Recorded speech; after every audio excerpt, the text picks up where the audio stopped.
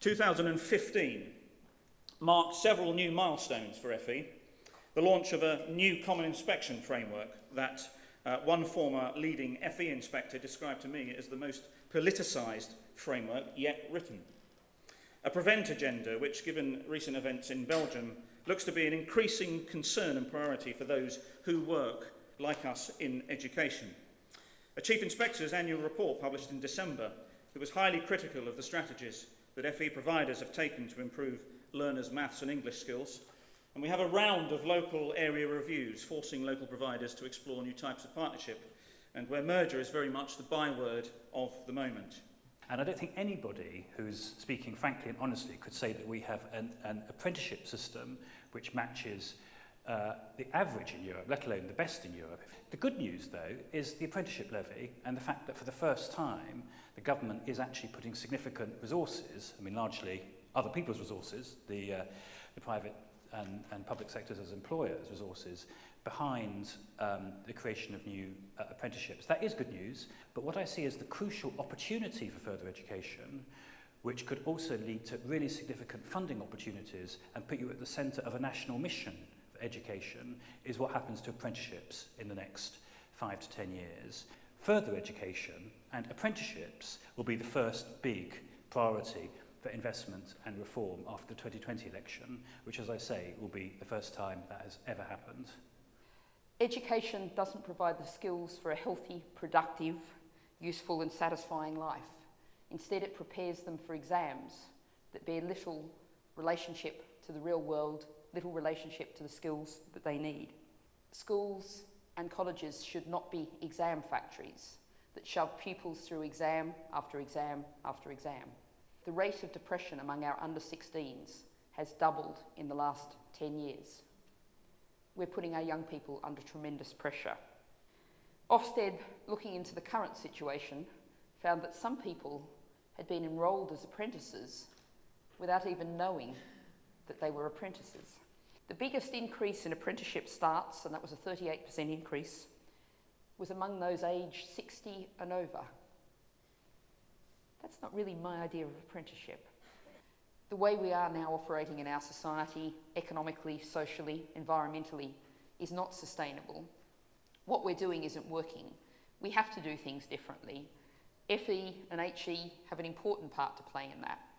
But what we all actually need to do is change the model, change the way we do things, and I'd say change our politics. The fact that there's an independent funding stream for apprenticeships through the levy, if we get this right, that could promote real quality and a collaboration of equals between education providers and employers in developing apprenticeship routes. This is one of the areas in which Andrew and I disagree. I entirely disagree with the whole Academy's approach, because behind this is a belief that schools should be competing against each other. Teachers have to be valued and properly paid and not on 0 hours contracts if you're going to attract people with really high-level industry experience. I think we really need to think about how much what we're measuring, whether we're not doing far, far, far too much measuring.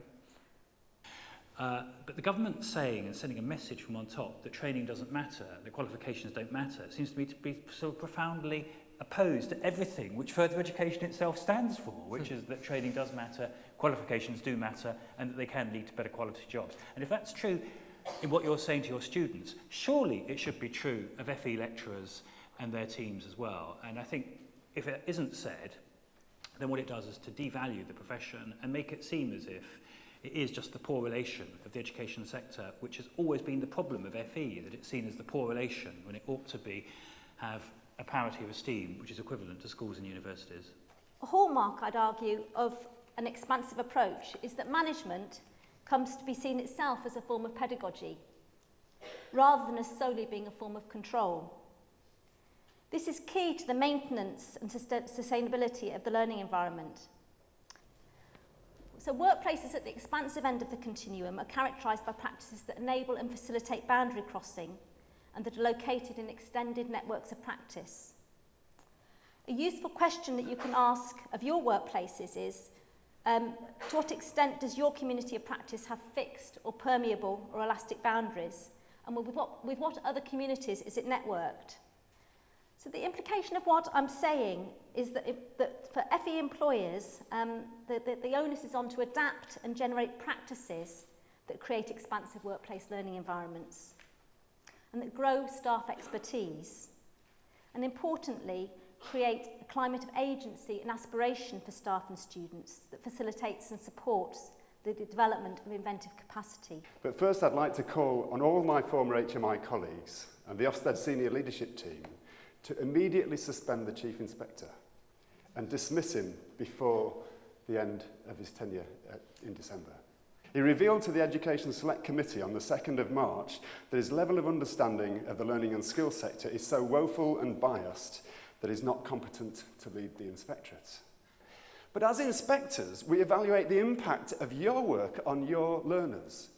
To what extent do you feel that Ofsted should be evaluating its impact on the people in its charge? Imagine continually messing up roomings and timetables, so building in turning up late to classes being the norm from week 1. Using an induction checklist to simply tick off that stuff has been done, as opposed to designing an experience that you then evaluate to see whether that experience made a difference. This is called failure planning, and it's remarkable how similar delegates' failure plans are to established custom and practice. I saw lots of nods as I was reading out the failure plans there, so I suspect there's some empathy in the room for this. Ofsted have not created the conditions for success, even though they think they have. What some teachers do, albeit unwittingly, is create exactly the right classroom environments for success not to happen for all learners, even though they think they have. Have you ever stopped to think about the only team of staff who routinely fail to self-assess the work that they're paid to deliver, the impacts that they're paid to deliver? It's the senior management team. Instead, what they do is they aggregate, duplicate, and distill evaluative reports that are written beneath them, often to a degree of meaningless. FE has not been subject to the same level of reform as other areas of public policy. I think I almost fell off my chair when I heard that. The establishment's viewpoint of FE is largely critical and, I would argue, contemptuous. It's not good enough. It needs to improve. It needs to become leaner and more responsive to the needs of business and industry. Despite the repeated cuts and pressures that FE has been subjected to over the last 6 years, it continues to demonstrate the most remarkable resilience and commitment to the students that are taught in FE and the communities it serves. The allocation of a grade to classroom observations has never been, nor will it ever be, a practice that is consistently reliable. Those FE colleagues engaged in exploring alternative approaches realise that worthwhile, sustainable improvements in teaching and learning take time.